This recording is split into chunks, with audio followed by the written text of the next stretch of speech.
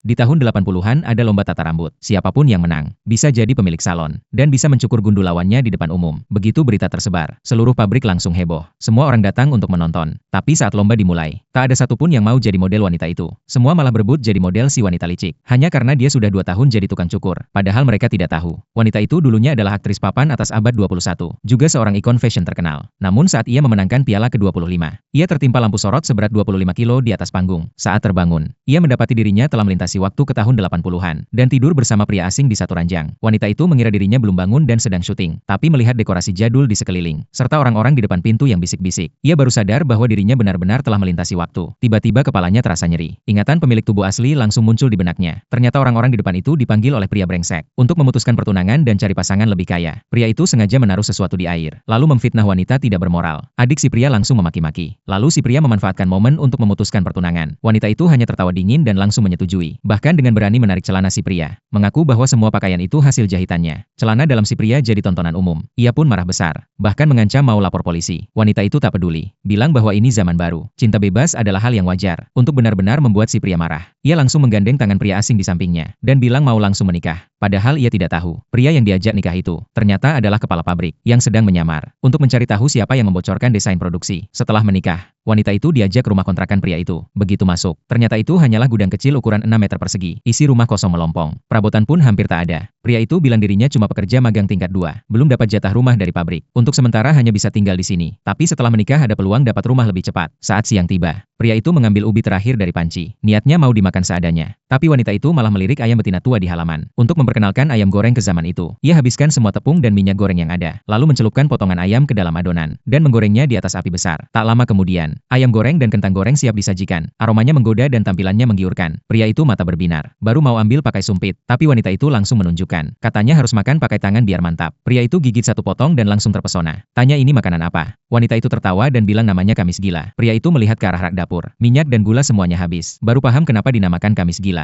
Karena setahun ke depan rumah mereka tak ada minyak buat masak. Hari-hari makan angin makin gila. Tapi wanita itu santai saja. Katanya dia punya cara sendiri, dan tak suka berutang budi pada siapapun. Tak lama kemudian ia mengganti penampilannya. Saat pria itu pulang, langsung terkejut melihat perubahan dirinya. Wanita itu bilang, ia hanya menyetrika rambut pakai tongkat kayu. Sekalian mendesain ulang pakaiannya sendiri. Pria itu bertanya, kamu dandan cantik begini mau kemana? Tak disangka wanita itu menjawab, aku mau cari pria brengsek itu.